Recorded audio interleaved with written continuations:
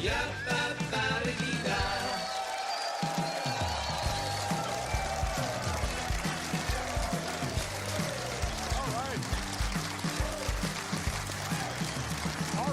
you so much.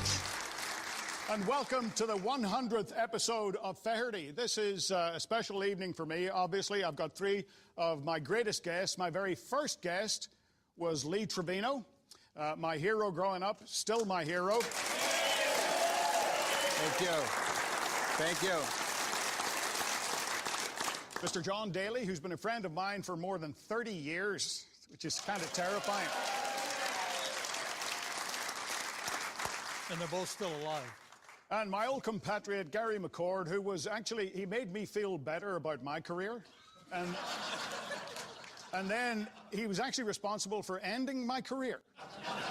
You know, my conversations over the last few years, they've taken me all around the world with sports, business, entertainment, politics, and the common thread has been golf. And, you know, it's kind of blown me away, you know, who's come on this show. You know, I just happen to have a few interesting tidbits here on people that have been on your show, which is the accomplishments through the year.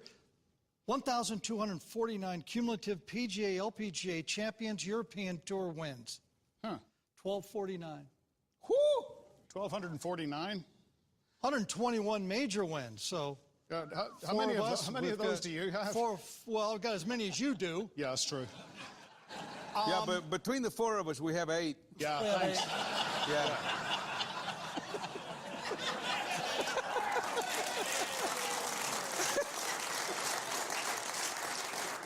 I don't know about this, so this is heading south quickly. They got a point. They do have a point. They do have a point. Yeah. How about 224 Ryder Cup teams as player, non-coaching, including one for you, by the way. So you're on the map. Yes. I'm not. Yeah. Very good. No. Yeah. 25 Hall of Famers. I helped Four the Oscar nominees. Yeah. What? Yeah. Who? Well, including one winner. Sam Jackson. Oh, well, Matthew McConaughey won. Oh, that's Yeah. right. Yeah. That's right. Yeah. Did he drive up in one of those Continentals? No. Oh, he didn't? Okay. No. How was he? How was he? He was fantastic. He Is has he a an good guy? Airstream trailer that he drives around. He stays in trailer parks still and just goes and says... Is there something wrong with that? No, there isn't. No. It does. Shows how long? No, It no, in there's real quick. Nothing wrong with that at all. Although, I mean, he's in an Airstream. You were in a gigantic bus. Anyway, moving along. Okay, now, David, and you know, you had some memorable stuff, but not... And then some of the stuff here has been a little infamous. Yeah, there's been some... I mean, you became a human tea with John Daly. Why in the world? Yeah. What, really, to put it there and let idiot here take a full swing with the driver, and it wasn't a half little dink swing. No. It was a let's go ahead and hit a hard swing. I believe in him. I've always believed in him. Hey, in South Africa, we used to shoot irons out of our mouths. Yeah. Back in the day. Excuse me? Is this before 6 beers or after? At that point, it really didn't matter. It didn't matter. It did to the guy lying on the ground. It did to him. Shirley, that's when you trust your friends. That's it. Yeah. Was that your first swing, honestly? Like, you didn't have 100 Yeah, we went takes? right to number 3 at my Well, course. he didn't take any practice swings, I can assure you that. Yeah. That's just idiocy. I mean, that's... No, it was actually hit a really good shot, too. Oh, I couldn't do it with you because I'd hit your little wing nut here. Yeah, little thing I had. It's not a wing nut. What is that? It is the only place I can grow hair. Just... It looks like a flycatcher. He's very curious about this. I don't know why. Anyway, moving along. Oh, Kid's awesome. 79 MVPs in various sports, 36 Olympic medals, 57 championship rings, 2,308 electoral votes, 4 presidents. Electoral votes, yeah. Well, I've had presidents and future presidents. And Which one were you most aghast with? Which one scared you? Any of them? When you were doing the interview, did you go, what am I doing? really scared me. I did ask then President, well, he wasn't quite president at that stage, President Trump, if he was an ass. There are a lot of people that think that you're a world-class. It's true. Yeah, but you notice I'm not in this conversation because he's building a wall. You understand? Author. Thank you. Welcome back to Feherty at 100, whatever that means. I mean, Feherty at 100, I can't believe that you lived to be 50. That's a pretty good effort. That is a good effort. That is. Yeah. That's unbelievable. Yeah, I mean, and, you know, majors make you immortal. You know, you've won 2 of them. Lee, you've won 6.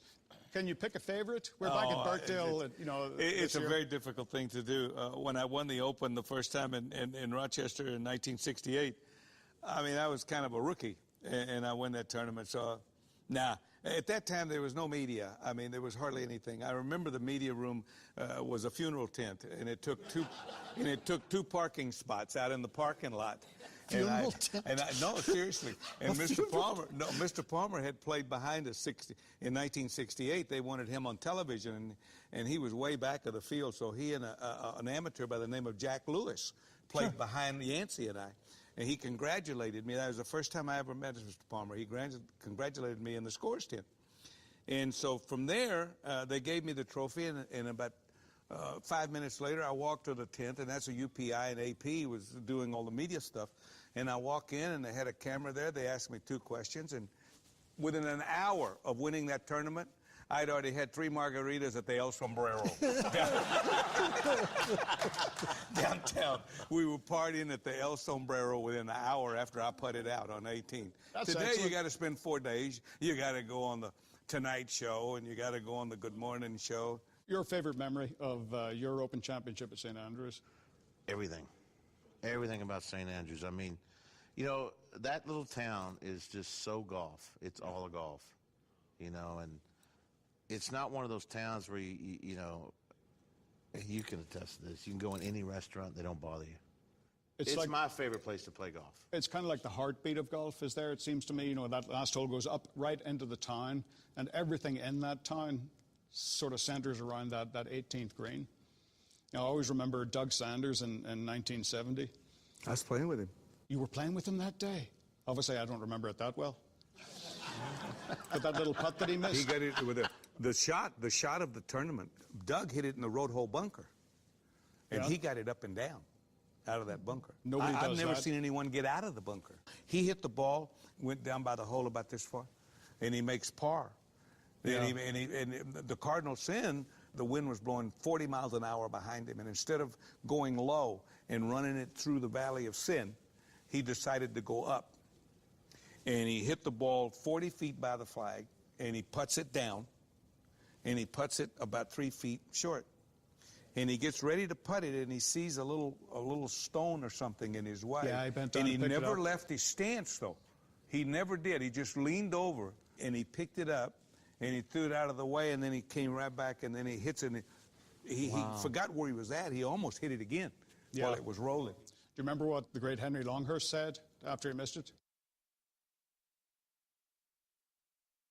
He was absolutely fabulous. It was amazing. I watched him at the Masters one time. He didn't mind having a little cup in the morning. Yeah, and he'd get there in the morning like this. He'd have a towel around his neck, and so he could get it up there. And he was doing this, and he was doing this, and then he got in the 16th tower, and Frank Chikanian is screaming at him. He's calling him every name in the book, and he's going 100 miles an hour, and Henry Longhurst is asleep in the tower. And Clive Clark had just made a hole-in-one. And this is how good he was. He wakes up, and the crowd is going ballistic.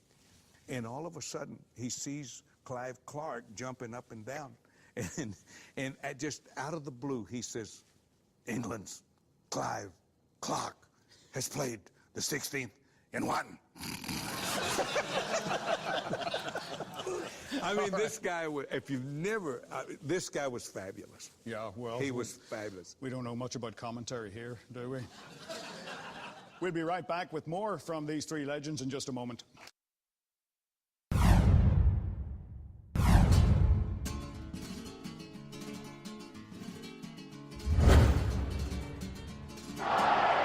Spain, I was a bullfighter, and I had to wear the most ridiculous Matador's outfit, which, if I were to pull it up far enough where it didn't show my middle-age spread, I could have cleaned my teeth and my underwear at the same time.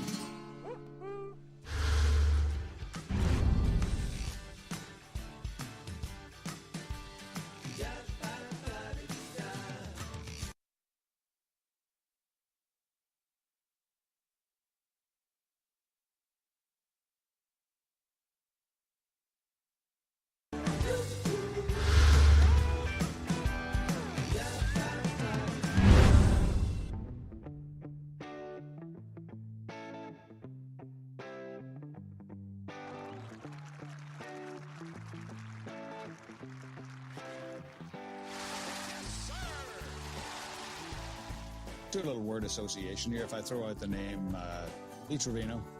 Tough competitor, difficult to beat. Trevino, I thought, was probably, along with Hogan, the two finest ball strikers I've ever seen.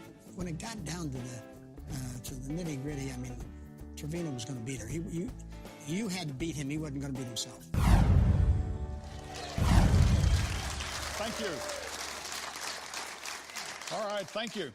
Lee, it's a different time to play golf now, that's for sure. When you first came out on tour, I mean, basically, you didn't know who Jack Nicklaus was? No. You didn't know really anything about playing the game for a living? No. I knew Mr. Hogan. I'd heard about him, and I'd gone over and watched him hit balls one time way back in the early 60s. A guy took me over there. But I had no clue who he was. We didn't know anything about golf. There was no television back in those days, and the tournaments didn't mean all that much, and they didn't play very many tournaments each year. So I didn't know much.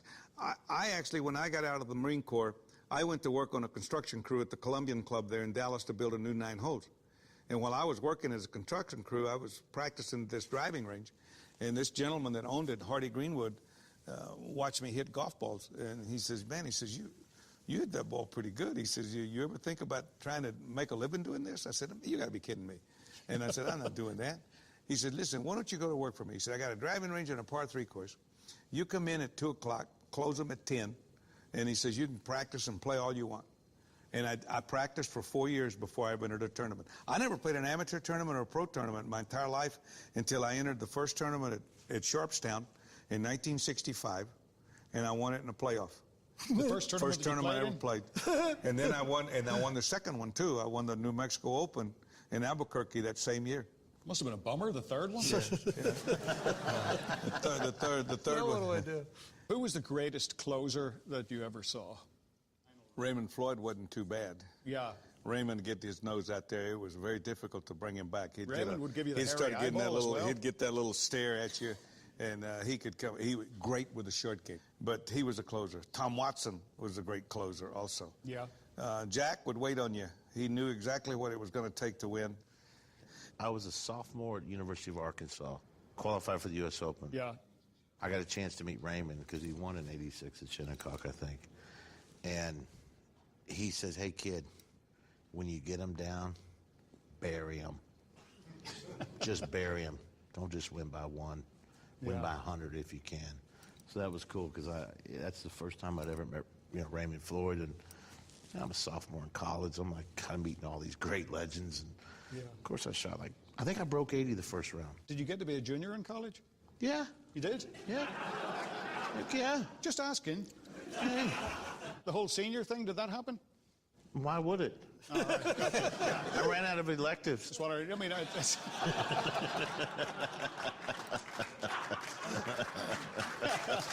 Why would it? Good answer. It's a good answer. Good answer. Right there.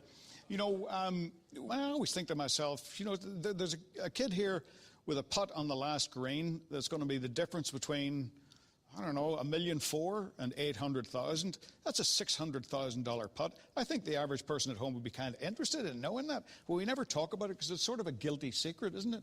No. No? Well, I feel guilty, and I didn't even win any of that stuff. The thing is, our era, his era, and part of my era was we didn't really think about it. We wanted the trophy. We want the trophy. Yeah, we never played for the money. And we're going to get aggressive to get it. See, this is how it happens. 2 majors, 6 majors. Trust me, I was thinking about money. Yeah, because I didn't have any. I had to get to the next week. But you got to understand something. I didn't have any when I won my first major. Well, no, but you gave all of yours away as well. So what? I got the trophy, though. That's true. I won the money list in 1971. I won 7 times in 1971. How much?